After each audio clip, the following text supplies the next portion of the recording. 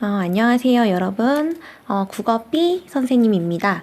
우리 지난주에 봤던 1차 지필, 시험은 끝났지만 채점만 하고 점수만 확인하고 끝내는 게 아니라 내가 왜 틀렸는지, 어떤 것 때문에 어떤 선택지가 헷갈려서 틀렸는지 확인을 하고, 또 본인이 맞춘 문항의 경우에도 내가 A라고 생각해서 정답을 3번으로 했는데 내가 A라고 생각했던 그 사고 과정이 맞는지를 또 꼼꼼하게 확인을 해야 그게 정말 본인 공부가 되거든요. 그래서 수업 시간에는 문항 하나하나 이렇게 설명을 해주기에는 또 우리가 수업 진도를 나가야 되다 보니까 좀 촉박할 것 같아서 따로 영상을 찍도록 하겠습니다. 그래서 어떤 문항을 좀 골라서 하기보다는 그냥 전반적으로 선생님이 출제했던 문제에 대해서 좀 설명을 하도록 할게요. 먼저 6번부터 볼게요. 6번에서 10번은 우리가 수업 시간에 배웠던 가, 청산별곡, 그 다음에 나는 정선아리랑 민요가 학습활동에 실려 있었고요. 다는 박목월 시인의 산이 날 에워싸고, 이것도 청산별곡의 학습활동에 실려 있었던 작품입니다. 그래서 작품 설명은 넘어가도록 하겠습니다. 자, 6번 문항 볼게요. 가나 다의 공통점으로 가장 적절한 것을 고르라고 했습니다. 그래서 여러분 정답은 4번이었는데 그냥 정답 4번 맞았다 이렇게 끝나는 게 아니라 선택지 1번, 2번, 3번, 5번은 왜 오답인지를 체크를 할게요. 자, 1번. 의문형 어미를 사용해서 화자의 정서를 강조하고 있다. 자, 그러면 의문형 어미를 한번 찾아볼게요. 자, 가작품을 보면 쭉 훑어보면 여기에 뭐 어디에다가 던지던 돌이냐, 누구를 맞추려고 했던 돌이냐, 뭐 이런 식으로 의문형 어미 쓰였어요. 그 다음에 또 위에도 보면 오는 사람도 가는 사람도 없는 밤은 또 어떻게 호리라 라고 하면서 이런 식으로 의문형 어미는 쓰였습니다. 그래서 의문형 어미를 사용해서 화자의 정서, 또 어찌하리요? 그러니까 외로움의 심정이라든지 누구를 맞히려고 했던 돌이냐라고 하면서 화자의 뭔가 뭐 좌절감, 슬픔, 약간 원망? 뭐 요런 심리가 지금 의문형 어미에 들어가 있어요. 그래서 요 1번 선택지는 가에는 해당이 되는 설명입니다. 자, 그 다음에 나를 볼게요. 나를 보면 여기에 뭐 두견새는 왜 우냐, 뭐 요런 식으로 의문형 어미 쓰였어요. 그럼 일단 의문형 어미 쓰였으니까, 근데 사실 요는 두견새는 왜 우냐 라고 하면서 요 정선아리랑의 요 두 번째 파트는 고려의 신하들이 조선이 건국되고 나서 정선에 응거하면서 지낼 때 불렀던 노래라고 했잖아요. 그래서 이런 의문형 어미를 통해서 나라를 잃은 그런 선비들의 슬픔, 요런 정서를 나타낸다고도 볼 수 있어요. 그래서 나 작품도 요 선택지 맞는 설명입니다. 자, 그런데 다를 볼게요. 산이 날 에워싸고를 보면 살아라 한다 등등등등 그냥 평서형으로 끝나요. 의문형 어미가 없습니다. 그래서 1번은 오답이 됩니다. 자, 그 다음에 2번. 공간의 이동에 따른 화자의 심리 변화를 드러내고 있다. 그럼 이런 문항은 두 개를 체크해야 돼요. 공간의 이동이 있는지, 그 다음에 정말 화자의 심리가 공간이 이동됨에 따라서 어떤 변화가 있는지를 살펴봐야 되는데, 우선 얘는 딱 봐도 오답이에요. 왜? 요 다작품 같은 경우에는 공간의 이동이 없어요. 그냥 산이 에워싸고 있는 그 공간에만 있잖아요, 화자가. 그래서 얘는 바로 오답으로 체크할 수 있습니다. 그리고 다작품만 봐도 화자의 심리 변화 없죠. 자, 그래서 2번은 거를 수 있어요. 근데 좀 더 꼼꼼하게 보면 가작품을 볼게요. 가작품은 보면 공간의 이동이라고 하기에는 살짝 좀 애매해요. 왜냐면 물론 앞부분에서는 청산에서 살고 싶다, 뒷부분에서는 바다에서 살고 싶다, 이상향에 대해서 노래하고 있기는 하지만 이상향이 청산에서 바다 이렇게 이동은 있지만 화자가 현재 있는 공간이 이동이 있다? 라고 보기에는 조금 어렵거든요. 근데 또 보면 뭐 요런 말은 있어요. 가다가 애정지를 가다가 들어라 라고 하면서 뭔가 화자가 이동하는 듯한 느낌은 줍니다. 그런데 또 이동을 했다고 해서 화자의 어떤 심리 변화가 있냐? 그건 또 아니에요. 계속 이상향에 대해서 얘기하면서 현실의 고통을 노래하고 있잖아요. 그래서 어쨌든 2번 선택지는 오답입니다. 자, 그 다음에 3번. 감정이입을 통해서 인물의 정서를 효과적으로 나타내고 있다.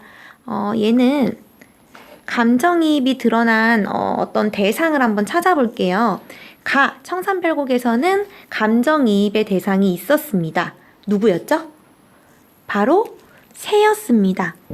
그래서 지금 화자가 뭔가 슬프기 때문에 시름이 많아서 뭔가 힘들기 때문에 새가 울고 있다고 느끼는 거거든요. 그래서 이 우는구나 새야 해서 이 새는 화자의 감정이 이입된 대상입니다. 왜냐면 사실 새가 우는 건 아니고 지저귀는 거잖아요. 근데 지저귀는 새를 보고 쟤도 힘들어서 우는구나 라고 느끼는 건 화자 본인이 힘들기 때문이죠. 그래서 감정이입의 대상 가에서는 새였습니다. 자, 그런데 여러분 나를 보면요. 나에서는 보면 감정이입의 대상이 여기에서도 뭐 두견새는 왜 우냐라고 표현은 했지만 여기에서는 진짜 운다, 뭐 슬퍼서 운다라기보다는 지저긴다의 의미로 쓰인 것 같아요. 근데 설령 나를 그렇게 뭐 감정이입으로 보더라도, 감정이입이 아니지만 보더라도 다작품에는 전혀 감정이입의 대상으로 볼 수 있는 것들이 없어요. 그래서 감정이입이 쓰인 건 가에 새만 있기 때문에 3번은 오답이 됩니다. 자, 그 다음에 4번 유사한 통사구조의 반복이라고 되어 있는데요. 통사구조의 반복, 그러니까 즉 비슷한 문장 구조를 반복을 했다라는 건데 얘를 체크하겠습니다. 자, 가작품 볼게요.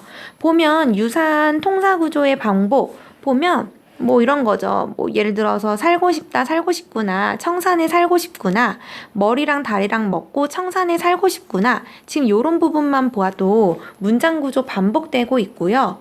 뭐 울어라 울어라 새야, 자고 일어나서 울어라 새야, 뭐 이런 거. 그 다음에 뭐 가던 새 본다, 물 아래 가던 새 본다. 요런 것도 지금 비슷한 문장 구조가 반복되고 있습니다. 어디에다가 맞히려던 돌이냐, 누구를 맞히려던 돌이냐, 이런 것도 비슷한 문장 구조 계속 반복되고 있어요. 그래서 가에서는, 청산별곡에서는 비슷한 문장 구조가 굉장히 많이 반복되고 있습니다. 자, 나를 보면요. 문장 구조. 여기 나와 있죠. 뭐가 아니라면 뭐는 왜 피고, 뭐가 아니라면 왜 우나. 그래서 요 두 줄을 보면 문장 구조가 비슷합니다. 그 다음에 다작품. 얘는 뭐 바로 나오죠. 뭐 씨나 뿌리며 살아라 한다. 밭이나 갈면서 살아라 한다. 뭐 이런 식으로. 그 다음에 뭐 들찔레처럼 살아라 한다. 쑥대밭처럼 살아라 한다. 이런 식으로 문장 구조 반복되고 있습니다. 그래서 정답은 4번이 됩니다. 자, 그 다음에 5번. 대립되는 이미지의 시어. 얘는 다만 봐도 정답이 아니라는 거 알 수 있어요. 그래서 다작품 보면은 다 이렇게 뭐 자연 속에서 소박하게 사는 거, 그러니까 뭔가 다 긍정적인 의미로 쓰였지 대립되는 이미지의 시어는 사용되지 않았어요. 그래서 정답은 4번입니다.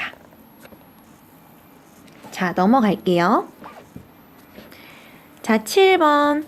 기억 미음에 대한 설명으로 적절하지 않은 걸 고르라고 했습니다. 자, 기억 볼게요. 왔다 갔다 해야 되는군요. 자, 보면 가던 새 본다, 물 아래 가던 새 본다. 여기 이 부분이었어요. 자, 보면 새는 화자를 실현한 연인으로 설정할 경우, 여인으로 설정할 경우 떠난 임으로, 그래서 날아가는 임, 사랑하는 임, 이렇게 해석할 수 있고요. 또 좌절한 지식인으로 보면은 본인과 함께 뜻을 함께 했던 벗, 이렇게 해석할 수 있습니다. 그래서 얘는 맞는 설명. 자, 2번 니은, 잉 묻은 장글란. 얘도 여러 가지로 해석할 수 있다고 했었어요. 그런데 얘를 이끼가 묻은 쟁기, 라고 해석할 경우에는 쟁기는 농민들이 쓰는 농사 지을 때 쓰는 도구인데 이 도구에 이끼가 묻어 있대요. 그러면 오랫동안 안 썼기 때문에 이끼가 지금 생긴 거거든요. 그러면 왜 농민이 왜 농사 도구에 왜 이끼가 생겼지? 요거를 우리가 추론을 해보면 지금 고려 말의 혼란스러운 시기에 본인의 삶의 거주지, 터전을 잃고 여기저기 떠돌아다니다 보니까 이 쟁기를 쓸 일이 없어서 이끼가 묻어 있구나. 이렇게 우리가 해석할 수 있었어요. 그래서 삶의 터전을 잃고 떠도는 유랑민, 올바른 설명입니다. 자, 3번. 돌 얘기하네요. 누구를 맞히려던 돌이냐? 그 돌인 것 같아요. 이 돌은 화자의 비애, 슬픔, 고통 이런 걸 야기하는 매개체 맞죠. 그래서 화자는 인간에 의지하고는 무관한 운명적인 삶을 인식합니다. 즉, 다시 보면 본인이 돌을 맞아서 울고 있는데 이 돌이 누가 던졌는지는 모르겠지만 내가 맞을 수밖에 없는 어떤 외부에서 날라오는 요소라는 거죠. 그럼 인간의 힘으로는 어떻게 할 수 없는, 내가 거역할 수 없는 돌이 날라와서 나를 맞춘 거기 때문에 내 힘으로는 거부할 수 없는 나의 운명이구나. 이걸 인식합니다. 그래서 미워할 사람도 없어요. 원망할 사람이 없는 거죠. 그래서 맞아서 울고 있어요. 그래서 뭔가 운명을 받아들이고 체념하는 상태입니다. 그런데 체념함으로써 여기까진 맞아요. 근데 그렇다고 해서 갈등이 해소되나요? 그건 아니죠. 여전히 본인의 어떤 거부할 수 없는 운명에 힘들어하고 있어요. 근데 이게 갈등이 해소가 됐다? 이렇게는 해석할 수가 없습니다. 그래서 정답은 3번입니다. 자, 4번. 리을. 기적이 일어나기를 바라는 절박한 심정을 나타낸 부분. 자, 리을은 이 부분이에요. 사슴이 어떤 뭐라고 해야 되죠? 기둥 같은 거에 올라가서 해금을 켜고 있는 걸 들으래요. 그럼 사실 이건 불가능한 일이잖아요. 그래서 이런 불가능한 일, 다시 말하면 기적이 일어나지 않는 이상 우리가 볼 수 없는 이 장면, 이거를 지금 들어라 라고 얘기하고 있거든요. 그래서 요 리을에는 기적이 일어나기를 바라는 절박한 심정이 드러난 부분이에요. 맞아요. 그런데 그 이면에는, 그 속에는 이런 기적 같은 일, 사슴이 장대에 올라가서 해금을 부는 그런 기적 같은 일이 일어나지 않는 이상 현실의 어려움을 타개하기 어렵다. 즉, 이 어려움에서 벗어나기 힘들다라는 인식이 깔려 있다. 그래서 이렇게도 해석할 수 있겠죠. 자, 그 다음에 5번 미음입니다. 미음은 아마 그렇죠. 배부른 독에 설진 강수를 빚어라. 즉 독한 술을 빚어라. 즉 술을 먹으면서 시름을 풀고 싶은 그런 마음을 노래한 부분이에요. 그래서 이상적인 세계, 즉 청산과 바다를 동경하지만 현실의 문제에 부딪혀서 결국 술을 마시면서 시름을 달랠 수밖에 없었던 당대인들의 고뇌, 비애 이런 걸 짐작할 수 있다. 즉 술로 본인의 어려움을 잠깐 잊어버리는 거. 요거 말고는 이 사람들이 할 수 있는 게 없었나 보다. 너무 힘들었나 보다. 이렇게 짐작할 수 있습니다. 자, 그래서 7번 같은 경우에는 정답 3번입니다. 자, 그 다음에 8번으로 넘어갈게요. 가와 나, 가는요 여러분 청산별곡이었고요. 나는 민요였어요. 정선아리랑이었던 것 같아요. 자, 그래서 보기는 우리 학습활동에 있었던 보기예요. 둘의 공통점을 정리한 내용입니다. 주로 어떤 내용? 민중들의 감정, 의식, 삶의 애환, 즉 민중들의 삶을 담고 있는 노래가 공통점이고요. 그 다음에 각 연의 내용이 유기적이지 않고 서로 약간 좀 다른 내용이 나열되어 있다. 그 다음에 후렴구가 있다. 그래서 후렴구는 이러한 역할을 한다라고 나와 있습니다. 그래서 이걸 통해서 도출해낼 수 있는 가장 적절한 설명은 정답 1번입니다. 아마 요거는 여러분들 잘 찾았던 것 같아요. 그래서 가와 나는 어떠한 개인이 창작한 게 아니라 집단의 공동 창작물, 즉 원래 청산별곡도 민요였잖아요. 백성들이 불렀던 민요가 궁중으로 들어가면서 유입되면서 고려 가요가 된 거였거든요. 그래서 둘 다 어쨌든 민요라는 점에서 개인의 창작물이 아니라 집단의 공동 창작물이다. 그래서 유기성이 좀 떨어지고요. 중간중간 다른 사람이 좀 다른 내용을 껴넣을 수 있기 때문에 그 다음에 또 다 같이 부를 수 있게 어떤 후렴구도 있다. 물론 이제 고려가요 같은 경우에는 궁중으로 유입되면서 후렴구가 붙어진 경우도 있지만 어쨌든 이렇게 집단의 공동 창작물이다. 정답은 1번입니다. 자, 그럼 왜 오답인지도 봐야겠죠. 자, 2번. 가와 달리 나는 노래의 일부를 생략하거나 순서를 바꿔도 문제가 되지 않는다. 자, 여러분 나 보면요. 나는 가보다도 훨씬 더 유기성이 떨어져요. 그래서 보면 첫 번째 부분은 정선, 무릉도원과 같았던 정선의 모습이 어디 가고 지금은 산의 모습이 충충하네, 이런 노래하고 있고요. 두 번째는 아까도 살펴봤지만 고려의 신하들이 응거하면서 불렀던 그런 내용이 들어가 있고요. 갑자기 세 번째 부분에서는 요것도 이 지역에서의 이루어지지 못한 사랑과 관련된, 서로하고 관련된 내용이었어요. 그래서 동백꽃 떨어지기 전에 나 그 사람 만나려면 저기 가야 되는데, 쌀이골 가야 되는데 뱃사공아 빨리 나 좀 저 배로 건너줘라, 이렇게 하는 노래였거든요. 전혀 연관성이 없어요, 새 노래가. 그럼 얘는 순서를 바꿔서 부르든 아니면 뭐 하나를 제외하고 부르든 전혀 상관이 없거든요. 그래서 나가 문제가 되지 않는다고 했기 때문에 잘못된 설명입니다. 나와 달리 가는 특정 지역의 특성, 지역민의 삶의 모습, 생활 감정이 담고 있다. 아니죠. 오히려 정선, 아리랑이 정선이라고 하는 특정 지역의 어떤 이야기들을 담고 있습니다. 그래서 오답. 4번. 가와 나는 입에서 입으로 전해져 내려오다가 한글 창제 후 궁중음악으로 편입되는 과정에서 기록되었다. 자, 여러분 요거는 지금 고려가요에 관련된 설명이잖아요. 그래서 나는 아니고 가만 궁중음악으로 편입이 되면서 나중에 기록이 됐다고 했죠. 그래서 오답. 5번. 나와 달리 가의 후렴구, 가는 얄리얄리 얄라성 얄라리 얄라, 요게 후렴구였습니다. 요거는 각 연의 내용과 무관하고 특별한 뜻도 없어요. 다른 후렴구로 교체해도 괜찮아요. 그런데 잘못된 건 요거죠. 나와 달리. 나에 있는 후렴구도 각 연의 내용과는 무관하게 뭐 아리아리랑 요런 내용이기 때문에 5번은 오답입니다. 그 정답은 1번. 자, 이제 그 다음 여러분들이 정말 많이 틀린, 정답률이 정말 바닥을 친 바로 그 문제예요. 9번.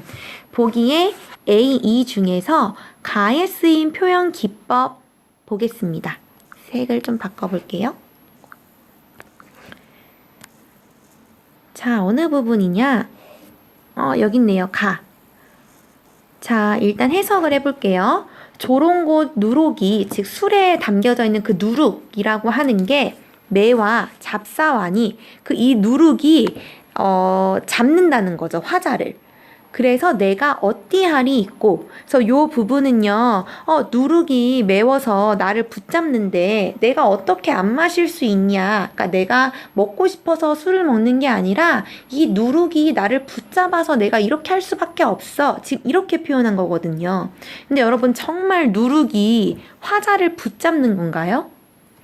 아니죠. 화자인 나가 술을 먹을 수밖에 없기 때문에, 본인이 술을 먹고자 하기 때문에 마시는 건데, 마치 얘가 나를 붙잡아서 내가 이렇게 할 수밖에 없어. 즉 뭔가 어떤 행동의 주객, 그러니까 뭔가 주가 되는 사람과 객이 되는 사람을 바꿔서 지금 이야기하고 있거든요. 그래서 가에 쓰인 방법은 주객 전도입니다. 그래서 주객 전도가 쓰인 거를 지금 찾으면 돼요. 9번에서. 그래서 요거는 A, B, C, D 이 부분만 볼게요. 자, A. 그 눈부신 날갯짓 소리 들린 듯한데. 자, 여기에서 어떤 표현 방법이 쓰였나요? 힌트를 주자면 이 부분입니다. 눈부신 날갯짓 소리. 자, 보면요, 여러분, 눈이 부시다 라고 하는 건 시각적인 거고요. 그 다음에 날갯짓 소리라고 하는 건 청각이거든요.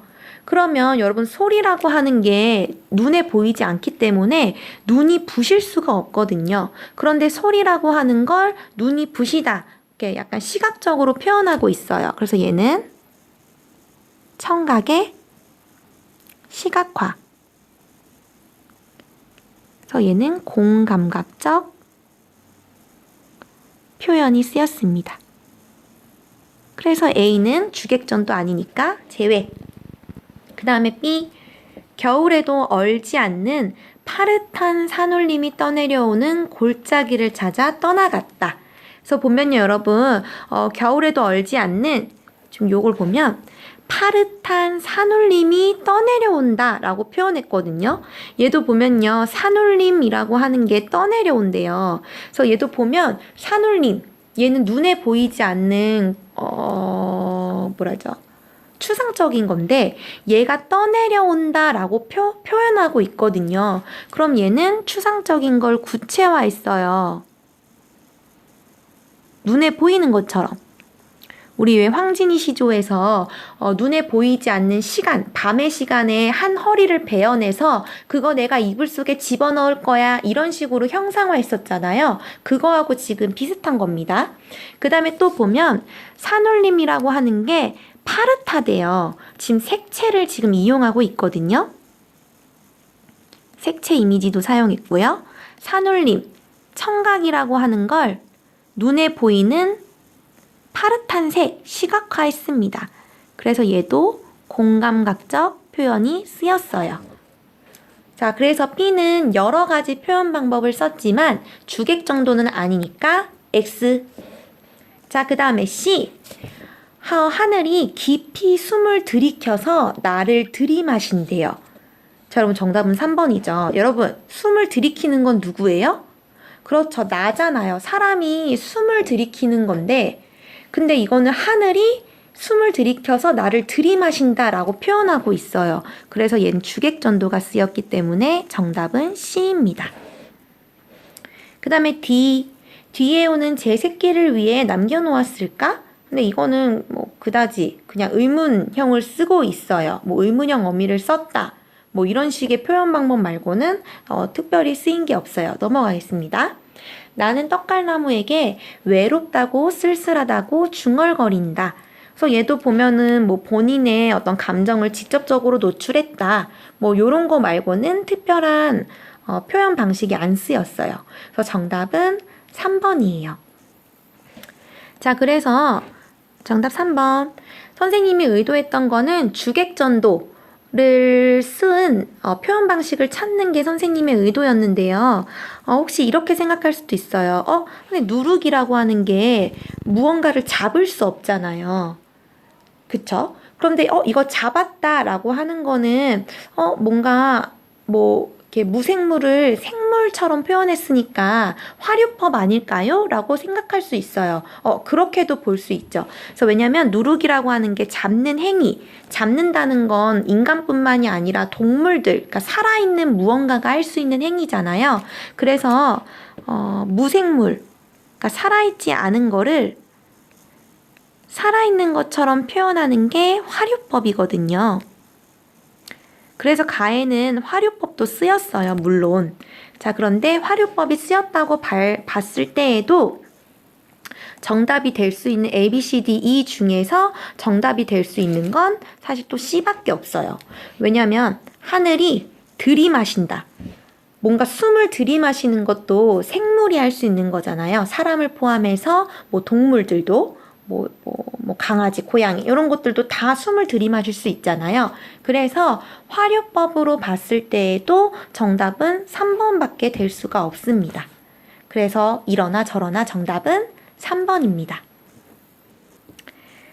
자, 10번으로 넘어갈게요. 다하고 보기의 자연을 비교한 것으로 가장 적절한 것은, 자, 그래서 다는 산이 날 에워싸고 박목월 시인의 시였습니다. 자, 그러면 일단 요 보기에 있는 작품을 선생님이 설명을 좀 해줘야 될 것 같아요. 자, 이황 선생님이 쓴 도산십이곡이라고 하는 작품입니다. 여러분 우선 이 도산십이곡이라고 하는 작품에 대해서도 살짝 설명을 해줄게요. 도산십이곡이라고 하는 작품은요, 도산, 우리 이황 선생님이 도산 서원을 세우고 이렇게 벼슬길에 있다가 이제 벼슬을 버리고 고향으로 돌아가서 도산 서원을 세웠어요. 그래서 이 서원에서 이제 후진, 그러니까 미래를 이제 끌고 나갈 그런 이제 뭐 선비들을 양성하고 싶은 거죠. 그래서 이때의 본인의 어떤 마음을 담아서 총 12개 이렇게 뭐 1수, 2수, 3수, 4수에서 총 12개의 연시조를 지었거든요. 그래서 이 12개의 연시조의 이름을 도산십이곡이라고 지었어요. 그래서 여러분 뭐 이거는 나중에 여러분들이 더 문학 2학년 올라가면 배우겠지만 총 12개의 수 중에서 6개의 수에서는 뭔가 자연에서 묻혀 사는 그런 모습을 노래했고요. 나머지 6개에서는 학문의 정진을 하자라고 하는 그런 삶의 자세를 담은 6개의 수를 썼습니다. 그래서 어쨌든 이황 선생님이 쓴 도산십이곡 중에서 선생님이 하나를 가지고 온 거였거든요. 그래서 얘는 총 11번째 수에 해당되는 내용인데 볼게요. 자, 보면 청산은 어때하야? 청산 푸른 산입니다. 근데 여러분 이렇게 한자 같은 거를 알면 진짜 좋은 게 요런 거 보고 뜻을 유추할 수 있으면 진짜 좋거든요. 예를 들면 유수라고 하면 흐를 유자의 물수자인데 흐를 유는 모르더라도 내가 물수자를 알면 그리고 산사는 솔직히 다 알잖아. 그럼 얘 산과 물에 대한 얘기네? 이런 얘기인지 우리가 유추할 수 있거든요. 그래서 여러분들 평소에 조금 이런 정말 쉬운 한자 같은 경우에는 익혀두는 게 도움은 돼요. 자, 어쨌든 다시 볼게요. 청산, 푸른 산은 어때하여, 즉 어째서 만고에 푸르르며, 만고 무슨 뜻이죠? 이때 고는 옛 고자에다가 많이 그러니까 백천만 할 때 만이거든요. 그러니까 어쨌든 뭐라고 해야 되지? 정말 오랜 시간. 그러니까 정말 청산이라고 하는 건 어째서 그 오랜 시간이 지나도 푸르르며, 그러니까 산은 항상 푸르다는 거예요. 그 다음에 흐르는 물, 유수. 흐르는 물은 어찌하여 주야, 얘가 낮주자에 밤 야자거든요. 우리 야식할 때 야예요, 야. 이렇게 말하면 또 애들이 또 잘 알아듣는다고. 자, 그래서 보면은 밤낮으로 그띠 아니는 곳, 즉 흐르는 물은 밤이라고 해서 이제 쉬어야지 하고 물이 갑자기 멈추는 게 아니잖아요. 밤낮으로 그치지 않는다는 거죠. 그래서 보면 청산은 계속 푸르르고 유수, 흐르는 물은 계속 멈추지 않고 흘러요. 자, 그래서 지금 요 청산과 유수는 변치 않는 자연물을 얘기하고 있거든요. 자, 그러면서 또 이거 표현 방법을 보면은 여러분 이거 표현 방법 아까 배운 거 비슷한 문장 구조 반복되고 있죠. 뭐뭐는 어때하여 뭐하며 뭐뭐는 어때하여 뭐하는 거 이런 식으로. 그래서 이렇게 비슷한 문장 구조를 반복하는 거를 대구법이라고 해요. 정말 간단하게 오답풀이를 하고 싶었는데 벌써 30분이 다 돼가요. 큰일 났네. 자, 그 다음. 그러면서 어찌하여 그치지 아니하는가? 라고 의문형은 썼지만 진짜 물어보는 게 아니라 얘네 진짜 이렇게 자연이 그치지 않는다, 변하지 않는다 라는 화자의 메시지를 전달하고 있어요. 그래서 얘는 서리법이 또 쓰였습니다. 그러면서 정말 화자가 얘기하고 싶은 거 요 마지막 부분에 나옵니다. 우리도 그치지 말자. 즉 누구처럼? 요 자연처럼. 이 자연처럼 우리도 그치지 말고, 그러니까 변하지 말고 멈추지 말고 만고상청하리라. 만고, 요 만고죠. 그러니까 오랫동안 상이 항상 상자거든요. 항상 푸르르자 라고 얘기하고 있어요. 그래서 언제나 푸르게 살자.